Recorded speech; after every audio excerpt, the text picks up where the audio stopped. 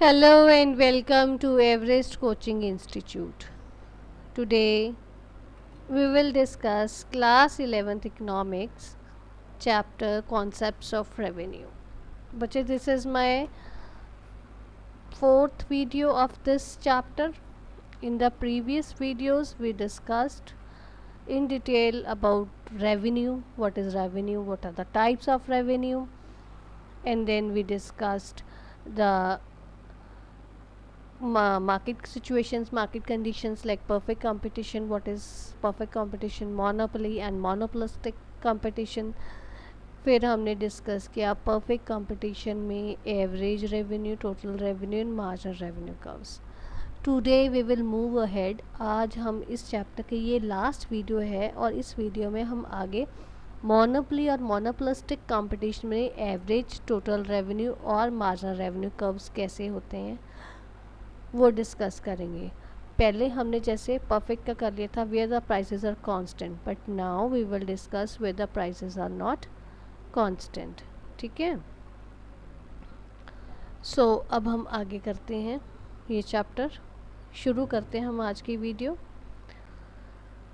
सबसे पहले हमने मोनोपोली और मोनोपोलिस्टिक कंपटीशन की हमने इसमें बात करनी है, जिसमें अब हम डिस्कस करेंगे कि हमारी जो where the prices are not constant. पहले हमने किया था ना वेयर प्राइसेस और ए आर इज़ कांस्टेंट, तो वो हमारा परफेक्ट कंपटीशन के ऊपर का केस था. अब हमारा केस है जहाँ पे हमारा ए आर हमारी कांस्टेंट नहीं होती है.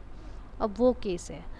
बेटा ध्यान रखना, कई बार आपको न्यूमेरिकल्स में क्वेश्चन आ जाता है. न्यूमेरिकल सॉल्व करने के बाद में वो पेपर में आपको एग्जामिनर पूछता है कि क्या ये कौन सी सिचुएशन है, मार्केट कंडीशन कौन सी है, ये परफेक्ट है या मोनोपोली एंड मोनोपोलिस्टिक है.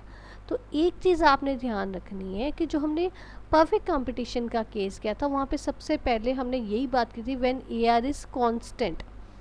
जहाँ पे ए आर या प्राइस आपका कांस्टेंट होता है वो परफेक्ट कंपटीशन का केस है.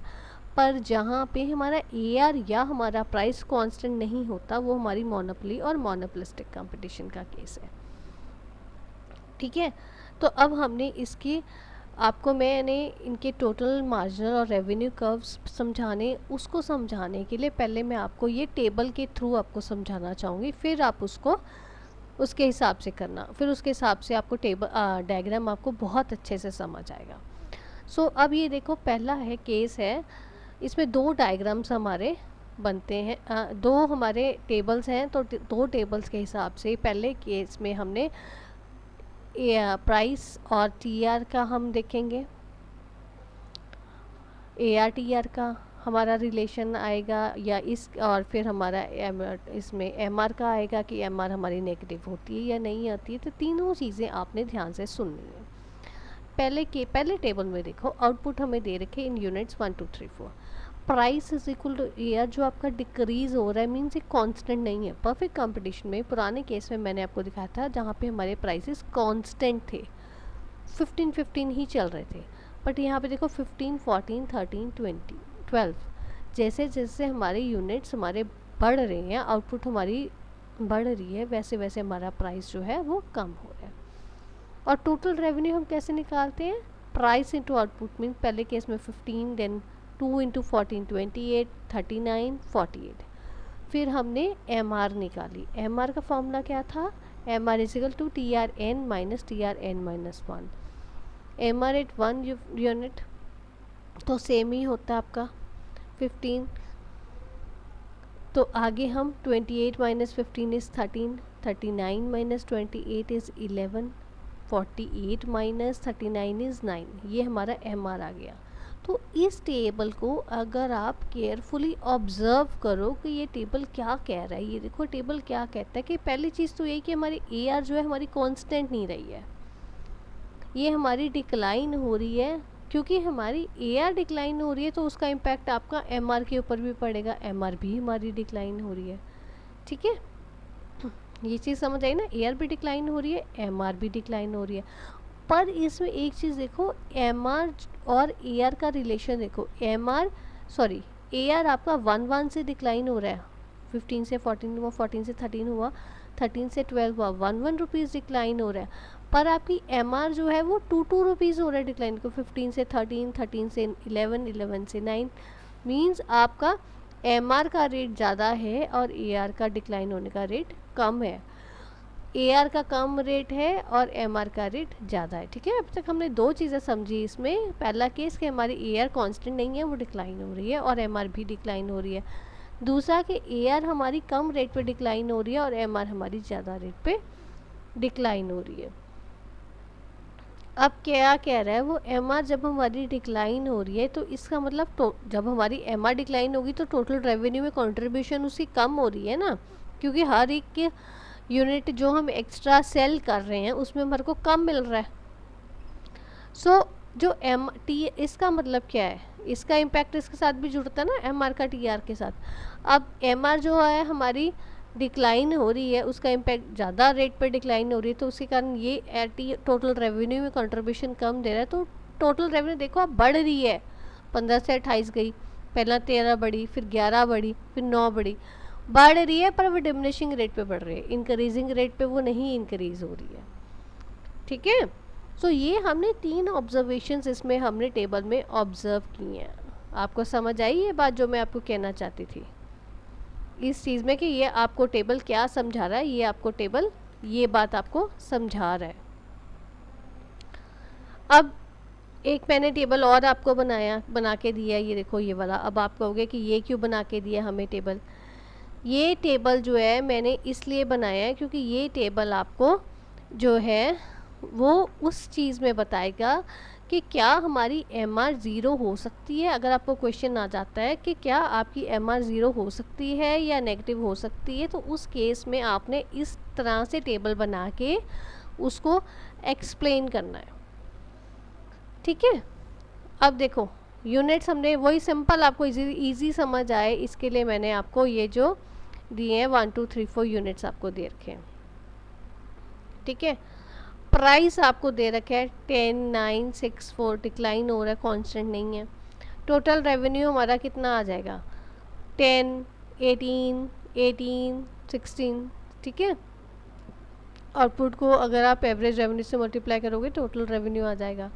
और देन कम्स मार्जिनल रेवेन्यू, कैसे निकालोगे, 10 पहले केस में, दूसरे में 18 minus 10 is 8, then 18 minus 8 is 18 is 0, then 16 minus 18 is -2। So ये आपको टेबल कुछ समझा रहा है। अब आपको इस टेबल से क्या समझ आता है वो देखो, इसको क्लियरली आपको इसको ऑब्जर्व करो टेबल को, फिर आपको पता चलेगा वो क्या कह रहा है। कि अगर आपको क्वेश्चन आता है MR आपका ज़ीरो या नेगेटिव हो सकता है, yes MR can be zero, ये देखो इसमें ज़ीरो आया, नेगेटिव में भी आया, पर ये तब होगा, ये इस केस में आपको एक चीज़ ध्यान रखनी है, MR can be zero and MR can be negative, but only in the case when the price is reclining in case of monopoly और in monopolistic competition, because in case of perfect competition price तो हमारा constant रहता है। ठीक है, और दूसरा वो क्या कर रहा है, अब आप इसका हमने इसमें भी पहले वाले टेबल में भी TR और MR का रिलेशन हमने देखा था ना, कि जब हमारी MR जो है हमारी रिड्यूस हो रही है तो TR हमारी इंक्रीज हो रही है, पर डिमिनिशिंग रेट पे इंक्रीज हो रही है। अब ऐसे ही आप टोटल रेवेन्यू का, अब अगर आप इसको क्लियरली ऑब्जर्व करो क्लोजली, तो आपको क्या नज़र आ रहा है कि देखो ये हमारा कह रहा है कि जो हमारी TR पहले बढ़ रही थी, 10 से 18 गई, 18 से 18 आई, उसके बाद में कम होने लगी। TR हमारी तब तक बढ़ रही है जब तक हमारी MR पॉजिटिव रह रही है। जब हमारी MR ज़ीरो आ जाती है तो देखो ये मैक्सिमम पॉइंट पे 18, जब वो नेगेटिव MR नेगेटिव होगी तो हमारी TR डिक्लाइन होना शुरू होगी। ठीक है, तो ये TR क्या होता है, TR हमारा डिक्लाइन मीन्स पहले हमारा TR बढ़ रहा है, उसके बाद में जब तक हमारा MR बढ़ रहा है, जब MR हमारा ज़ीरो आ जाता है TR हमारा तो टॉप पे आ जाता है, और उसके बाद में हमारा TR डिक्लाइन होना शुरू हो जाता है जब MR नेगेटिव में चला जाता है। ठीक है, इतना समझ आ गया आपको। इसमें कोई चीज़ आपको नहीं समझ आई तो आप बताओ। ये टेबल में मैंने आपको ये चीज़, दो चीज़ें आपको मैंने थेरेटिकली TR AR और MR का आपको रिलेशन समझाया। अब आपको यही चीज़ मैं with the help of a diagram आपको एक्सप्लेन करना चाहूँगी। जो चीज़ मैंने अभी आपको समझाई है टेबल के हिसाब से, वही चीज़ मैंने आपको अब डायग्राम के हिसाब से आपको समझाऊंगी। ये देखो, अब आपने जब एग्ज़ाम में ये डायग्राम बनाना है तो आपने ऐसे ही बनाना है। ये दोनों इकट्ठे ही बनेंगे और एक ही शीट पे बनेंगे, दो अलग अलग शीट्स पे नहीं बनाना है। ऐसे जैसे मैंने एक शीट पे बनाया है ऐसे ही आपने एक शीट पे बनाना है। ऊपर आपने टोटल रेवेन्यू दिखाओगे और नीचे हम एवरेज एंड मार्जिनल रेवेन्यू दिखाएंगे, क्योंकि हमने ऊपर सिर्फ टोटल रेवेन्यू के कर्व्स दिखाएंगे, नीचे हम एवरेज और मार्जिनल रेवेन्यू के कर्व्स दिखाएंगे, ताकि आपको इजीली समझ आ जाए। एक में अगर आप बनाओगे, बन तो एक में भी जाएगा बट वो आपको अच्छे से क्लियरली आपको समझ नहीं आएगा, इसलिए मैंने दो वो बनाए हैं और दो में आपको समझाया है। ठीक है, अभी आउटपुट इन यूनिट्स आपको एक्स पे दे रखी है, एक्स एक्स पे। ये देखो, पहले हमने क्या किया था, अभी जो टेबल से हमने समझा है वो क्या है कि टी आर हमारा कब मैक्सिमम था, जब हमारा एम आर ज़ीरो था। ठीक है ना, ये देखो ये यहाँ पे एम आर ज़ीरो आया, ये एम आर की कर्व है ना, एम आर ज़ीरो आया तो हमारा टी आर मैक्सिमम पे गया। उसके बाद में जब एम आर हमारा नेगेटिव पे आने लग गया, ये डिक्लाइन होने शुरू हो गया। उसने फिर क्या बोला था, जब तक ये हमारा पॉजिटिव है, एम आर हमारा बढ़ रहा है तो टी आर हमारा बढ़ रहा है, बट वो डिमिनिशिंग रेट पे बढ़ रहा है। ये पहले डिमिनिशिंग रेट पे बढ़ा, फिर वो मैक्सिमम हुआ, उसके बाद में कम होने लग गया। ठीक है, ये आपका टी आर और एम आर का रिलेशन इसमें समझ आया। और ये हमारा ए आर कर्व है। ए आर का कर्व जब आपका एवरेज रेवेन्यू ज़ीरो होगा तो ऑब्वियसली आपका टोटल रेवेन्यू भी ज़ीरो होगा, क्योंकि एवरेज रेवेन्यू और टोटल रेवेन्यू आपस में मिले हुए हैं। इन दोनों से ही आप आउटपुट को डिवाइड या मल्टीप्लाई करते हो तो आपको दूसरी चीज़ मिल जाती है। ठीक है, इन दोनों का रिलेशन आपस में, इसलिए अगर आपका एक ज़ीरो होगा तो दूसरा भी ज़ीरो होगा। टोटल रेवेन्यू अगर आपका ज़ीरो हुआ तो आपका एवरेज भी ज़ीरो हो जाएगा। जो मैंने आपको अभी आपको टेबल्स के थ्रू समझाना चाहा, वही मैंने आपको इसमें डायग्राम में आपको समझाया। आई थिंक सो आपको ये चीज़ समझ आ गई होगी सारी easily, T R, A R और एम आर के रिलेशन में, कि मोनोपोली और मोनोपोलिस्टिक में कैसी कर्व्स होती हैं। मोनोपोली और मोनोपोलिस्टिक में आपको टी आर की कर्व तो आपको इजीली समझ आ गई, ए आर और एम आर की मैं आपको अलग वैसे पहले दिखाई भी हुई है पुरानी वीडियोस में, पर इसमें मैं आपको दोबारा फिर एक बार समझाऊंगी। ठीक है, अब वही चीज़ जो मैंने आपको पहले समझा दी है वो टी आर और एम आर में वही चीज़, वो बात दोबारा बता रहे हैं। टी आर और एम आर के रिलेशन में वो क्या कह रहे हैं कि when price is declining in monopoly and monopolistic, M R can be zero और नेगेटिव। ये आपको मैंने समझाया था ना कि एम आर ज़ीरो भी हो सकती है, नेगेटिव भी हो सकती है। When MR is declining, TR increases only at a diminishing rate। जब MR डिक्लाइन होने लग जाती है तो हमारी TR डिमिनिशिंग रेट पे इंक्रीज होती है। और TR हमारी कब मैक्सिमम होती है, जब MR हमारी ज़ीरो होती है। And TR starts declining when MR is negative. हमने यही किया था ना, यही आपको मैंने टेबल में भी समझाया, ग्राफ में भी समझाया, यही आपको मैंने रिटर्न भी समझाया। आपने ऐसे ही एग्ज़ाम में अगर क्वेश्चन आ गया, आपने ऐसे ही उसको अटेम्प्ट करना है, अच्छे से उसको समझाना है टीचर को प्रॉपरली, कि उनको मतलब अगर वो फर्स्ट टाइम पढ़ रहे हैं, आपने ये सोच के करना है अगर वो कि जैसे वो फर्स्ट टाइम पढ़ रहे हैं तो उनको समझ आना चाहिए अच्छे से। ठीक है, अब मैंने आपको बोला था कि मोनोपोली और मोनोपोलिस्टिक के आपको मैं कर्व्स एक बार दोबारा बताऊंगी।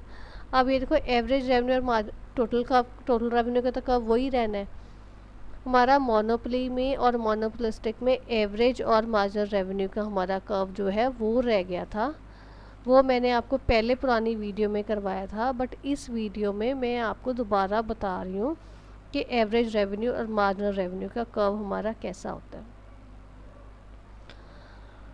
ये देखो, मोनोपोली में single seller and large number of buyers होते हैं, प्राइस मेकर है and goods do not have close substitutes. इस कारण आपका एवरेज रेवेन्यू और मार्जिनल रेवेन्यू का दोनों स्लोप्स डाउनवर्ड आते हैं। ये हमारे कर्व्स बनते हैं एवरेज रेवेन्यू और मार्जिनल रेवेन्यू के। ठीक है, और अब हमारा दूसरी जाता है मोनोपोलिस्टिक में, उसमें भी हमारे large number of buyers and sellers होते हैं, उसकी तरह परफेक्ट कंपटीशन की तरह, पर इसमें प्रोडक्ट डिफरेंशिएशन है, होमोजेनियस प्रोडक्ट्स नहीं है। उस केस में परफेक्ट कंपटीशन में आपके होमोजेनियस प्रोडक्ट्स होते हैं, ठीक है। और इसके भी कर्व्स देखो, दोनों स्लोप डाउनवर्ड है। अब आप कहोगे कि दोनों की मोनोपोली और मोनोपोलिस्टिक के कंपटीशन के जो हमारे कर्व्स हैं ए और एम आर के मोरलेस सेम है, इन दोनों में क्या डिफरेंस है? तो इन दोनों की सिमिलरिटी और डिफरेंस ये मैं आपको अभी आपको इसका बारे में बताती हूँ। अब ये देखो, आपने देखा कि revenue curves under monopoly and monopolistic competition are similar थे ना हमारे। In both markets curve slopes downwards, आपने देखा ए आर भी नीचे को जा रहा है और एम आर भी नीचे को जा रहा है। बट दोनों में डिफरेंस क्या है? मोनोपोलिस्टिक कंपटीशन में A R and M R curves are more elastic, वो ज़्यादा इलास्टिक है। वो मोर इलास्टिक का मतलब क्या है मोनोपोलिस्टिक कंपटीशन में? कि अगर थोड़ा सा प्राइस में चेंज होगा तो उसके डिमांड के ऊपर बहुत ज़्यादा चेंज होगा। क्यों? क्योंकि यहाँ पे प्रोडक्ट डिफ्रेंसिएशन होता है। अब जैसे आप देखो ये कोई भी आइटम ले लो आप, इसमें ले लो, चलो टूथपेस्ट की ले लो। टूथपेस्ट कितनी कंपनीज़ के, कितने ब्रांड्स आपको अवेलेबल है? सोप्स आपको कितने ब्रांड्स अवेलेबल है? बट उसमें हर सोप की हर कंपनी कुछ ना कुछ डिफ्रेंसिएशन दे देता है कि इसमें ये फीचर ज़्यादा अच्छा है, इसमें ये फीचर ज़्यादा अच्छा है, ये फीचर ज़्यादा अच्छा है। इतना ज़्यादा कंपटीशन है मार्केट में कि अगर आपको थोड़ा सा उसका प्राइस में थोड़ा सा कम ज़्यादा हो जाता है तो आप उसकी डिमांड में बहुत चेंज होता है। क्योंकि क्या करोगे, अगर आपको मान लो वही फीचर आपको किसी और ब्रांड में आपको कम रेट पे मिल रहा है तो आप ऑब्वियसली उस पर शिफ्ट करोगे। इसलिए मोनोपोलिस्टिक कंपटीशन में curves are more elastic than your monopoly competition, ठीक है। और मोनोपोलिस्टिक कंपटीशन में एक और रीज़न भी है, क्योंकि वो मैंने अभी आपको बताया हिंदी में कि क्लोज सब्स्टिट्यूट्स आर अवेलेबल। आप किसी और ब्रांड की तरफ शिफ्ट कर जाओगे ना, इस चीज़ को से बचने के लिए वो जो ना चीज़ हो, क्योंकि ये चीज़ अवेलेबल है मोनोपोलिस्टिक कंपटीशन में, इसलिए these curves are more elastic in case of monopolistic competition than in case of monopoly competition। क्योंकि थोड़ा सा प्राइस के ऊपर चेंज होगा वो आपका इम्पैक्ट बहुत ज़्यादा पड़ेगा डिमांड के ऊपर, ठीक है। यही चीज़ थी आपके इस चैप्टर में समझाने वाली। इसके आगे थोड़ा सा और तो मैंने करवा दिया था शायद। Okay, thanks for watching.